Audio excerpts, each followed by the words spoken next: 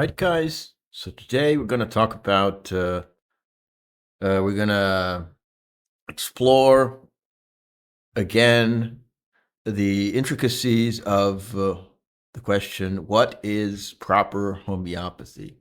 And we're going to do this by looking at the Organon, which is the founding document, the founding book, Bible of homeopathy. And I'm making these videos just to debunk so-called woke homeopathy, where you are allowed to do whatever you want as long as it makes you feel good, because there's a lot of that out there.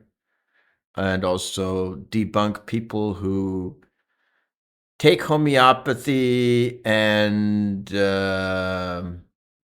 kind of integrate it into like this esoteric kind of new age system where they make up all kinds of things, like how you're supposed to use homeopathy based on star signs and whatever. And those are people like Steve Falconer and stuff like that. And, his whole circle of buddies, Bear Lando and whatever. And like a lot of people in the truth movement make up a lot of nonsense about homeopathy. And, I'm not saying you are shills or agents or whatever. You just have to wake up and then rediscover homeopathy. So homeopathy is a separate system of medicine that exists separately from all the people who are trying to um, um, make it their own, or kind of change it to something they would like it to be. And it's described in the Organon, in the book of the founder. So in this series of videos, I'm just looking at like this book, right? What is homeopathy? Well, you can read it in this book. And then also, if you're a patient and you're kind of hunting for a therapist, who might be who you think might be able to treat your whatever you have, your health condition. I would advise you to consult someone who is doing homeopathy based on the Organon and not on New Age stuff. Okay. By the way, I don't hate New Age stuff. Okay. I do believe that star signs are real. I think they're really accurate representations of tendencies in typology of personalities in people. And and my own sign actually fits me very accurately. So also, I don't think I'm not a atheist. I'm not a materialist. I do think there are people who are able to who are able to use like rods, and do stuff. The only thing is, I just don't want homeopathy to be mingled with that. It's like it's to integrate homeopathy into something which is not supposed to be. I just want homeopathy to be a separate system, which it was. Otherwise, it's gonna get diluted, and it's gonna lose its identity. It's gonna lose its effectiveness, right? If you Homeopathy is about treating very, very serious health conditions, okay? Basically, very serious asthma, very serious mental diseases, etc. Even things like meningitis, extremely serious acute diseases, infectious diseases. And in order to do that, you need to follow the principles. If you take it in the direction of New Age stuff and you say you can prescribe homeopathic remedies like there are no principles. You can do whatever you want. You can prescribe them any way you want. If it feels good for you to use rods or to use star signs or to do whatever, then you should be able to do it. And if you do that, it's not going to be as effective. You're not going to be curing very, very serious disease, which it was supposed to, which is the original intention of homeopathy. Okay. I hate long preambles in videos. So let's just get into this. I have a few paragraphs, aphorisms from the Organon for you today. And it's just highlighting all the principles, well, not all some of the principles of homeopathy, of classical scientific homeopathy. By the way, when I talk about scientific, I'm talking about the scientific method. I'm not talking about modern scientism. I am not a believer of modern scientism. I reject vaccines and climate change and all that crap. So I'm not a scientismist either. I'm talking about the scientific method, and that doesn't go against any kind of being I don't know, being enlightened or whatever. It's actually, it is a good method to discover the reality, right? Experimentation, being an empirical hypothesis, etc. These are all good things. So that's what I mean by scientific homeopathy. And people say, let's just be intuitive and shamanism homeopathy. Look, if homeopathy existed as a science, right? Why do you want to make it into shamanism? I don't have anything against shamanism. Okay, I'm not. I love shamanism. It's a really cool thing. But if homeopathy was an empirical science, it started out as one. Why do you want to make it into shamanism?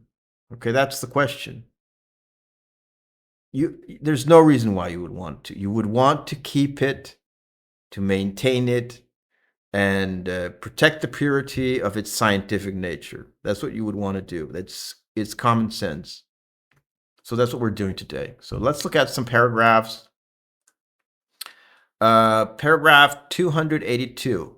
It would be a certain sign that the doses were altogether too large if during treatment, especially in a chronic disease, the first dose should bring forth so-called homeopathic aggravation, that is, a marked increase of the original morbid symptoms first discovered, and in the same way every repeated dose, however modified somewhat by shaking before its administration.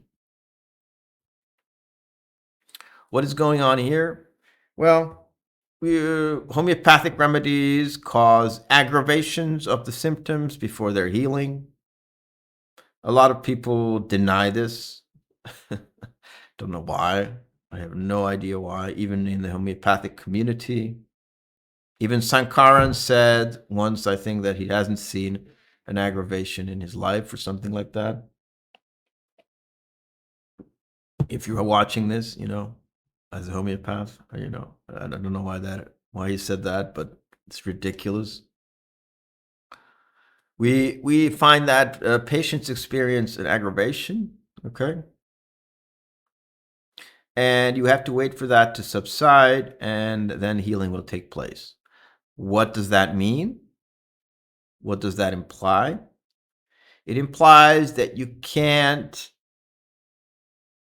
jump in the next day with a different remedy or the same remedy when the patient is experiencing a healing crisis. That's what that means. So That means you have to wait, right?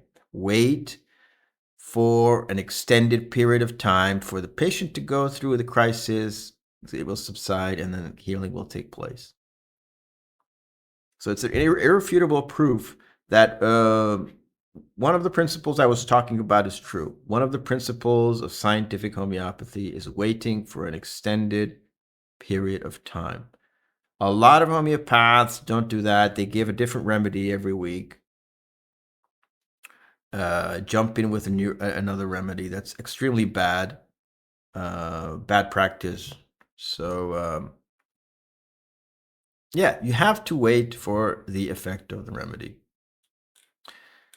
Let's go on to 281. In order to be convinced of this, the patient is left without any medicine for 8, 10, or 15 days. 8, 10, or 15 days. At least you have to wait that long. And ideally, it should be even more than that. Okay? Like a month or two, even 2 months. And if the prescription was correct, even longer, right? Even longer.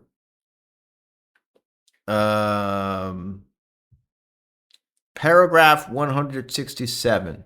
The small number of homeopathic symptoms present in the best selected medicine is no obstacle to the true cure in the cases where these few medicinal symptoms are chiefly of an uncommon kind and such as are particularly distinctive of the disease.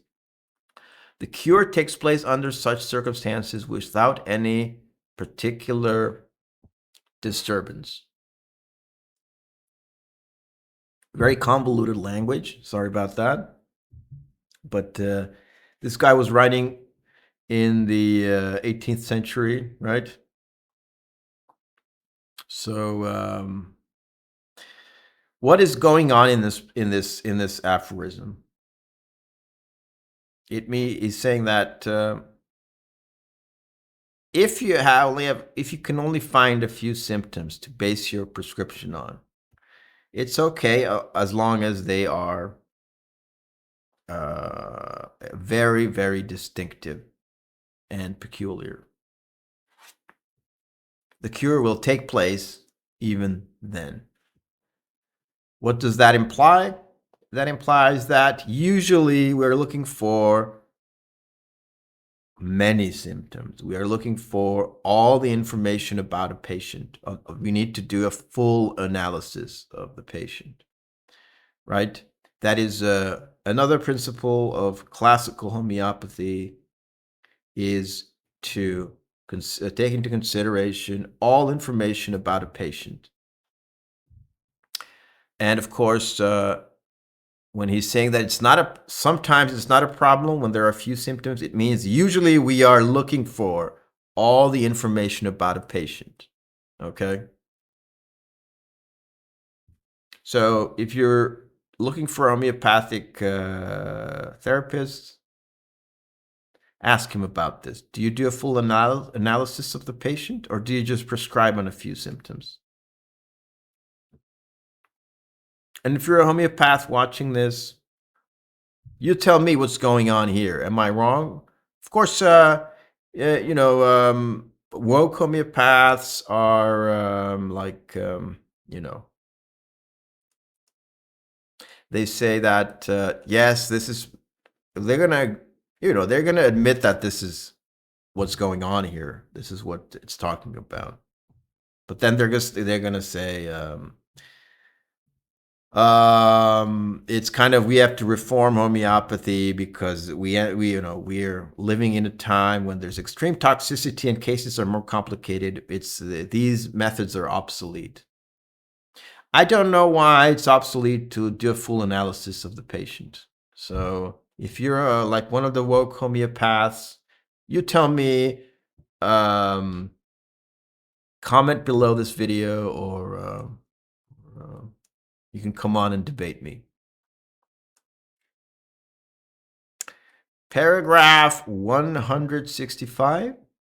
If, however, among the symptoms of the remedies selected, there be none that accurately resemble the distinctive, peculiar, uncommon symptoms of the disease, and if the remedy correspond to the disease only in the general, vaguely described indefinite states, and if there be among the known medicines none more homeopathically appropriate, in that case the physician cannot promise himself any immediate favorable result. If you don't match the symptoms of the remedy to the symptoms of the patient, or it's just vague stuff, right? You're not going to get a cure. That's what this is saying. This is the founder of homeopathy writing in the Bible, talking in the Bible of the founding document of this science. Okay? So a lot of people, a lot of homeopaths give remedies based on vague information. You know, like, okay, you have a headache, take belladonna, right? That's wrong, right? Completely wrong. That's vague. Don't take belladonna for every headache. Again, do a full analysis, take all the information, get all the information from the patient, and base your prescription on all the full inventory of symptoms, information. And then otherwise you're not going to get a cure.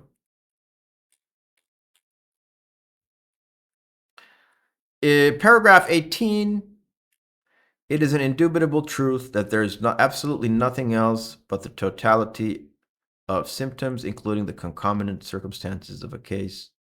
Yeah, here it explicitly says you need to do a full analysis of the patient in homeopathy. And so, guys, full analysis, waiting an extended amount of time, and we didn't talk about the third principle of classical homeopathy, giving only one remedy at a time. But I talked about, I gave a lot of excerpts about that from the Organon in previous videos. And so I think that's enough for this one. And I'll be back with more Organon excerpts in the next video. Thanks for watching and take care.